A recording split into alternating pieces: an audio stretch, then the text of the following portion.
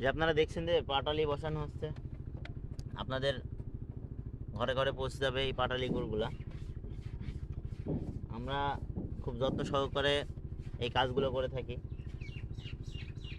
আর এই যে গুড় ঢালা হচ্ছে, তরল গুড়, কিন্তু এটা কিছুক্ষণের মধ্যেই শক্ত হয়ে যাবে। যেমন এই যে এইগুলা আগে বসানো হয়েছে, এগুলো মোটামুটি শক্ত হয়ে গেছে, কিন্তু ওইটা কিন্তু এইভাবে আর ধরা যাবে না। মানে ওইটা কেবল নরম, আর এটা বসানো হয়ে গেছে। এইতে সুন্দর, কি সুন্দর কালার, আর ঘ্রাণ তো আছেই। নির্ভেজাল জিনিসের ঘ্রাণ যদি না থাকে তাহলে ভেজাল জিনিসের ঘ্রাণ থাকবে?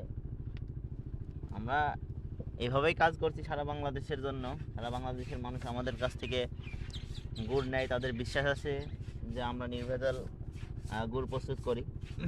আসলে আমরা কাজগুলো খুব যত্ন সহকারে করি, যাতে আমাদের চুয়াডাঙ্গার খেজুরের গুড়ের কোনো বদনাম না হয়।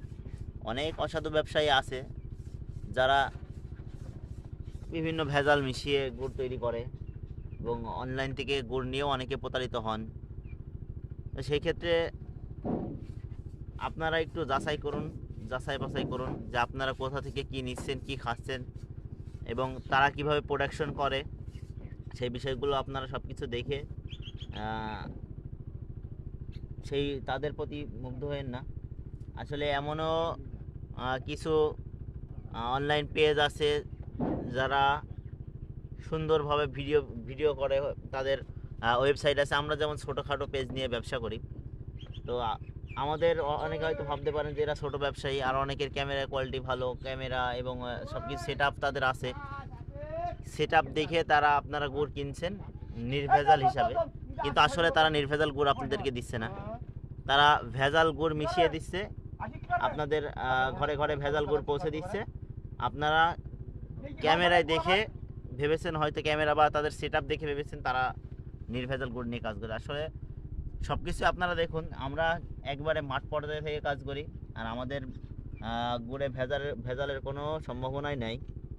আর আমরা যেখানে কাজ করি এখানে প্রচুর পরিমাণে খেজুর গাছ থাকে।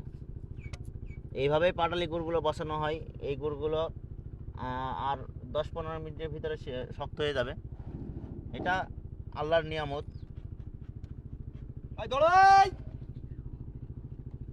আমাদের মানুষের হাতে কিন্তু কিছুই নাই।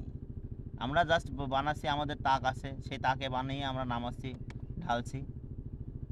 সব কিছুই তার নিয়ামত, সে যেভাবে দিয়েছে সেভাবেই হবে।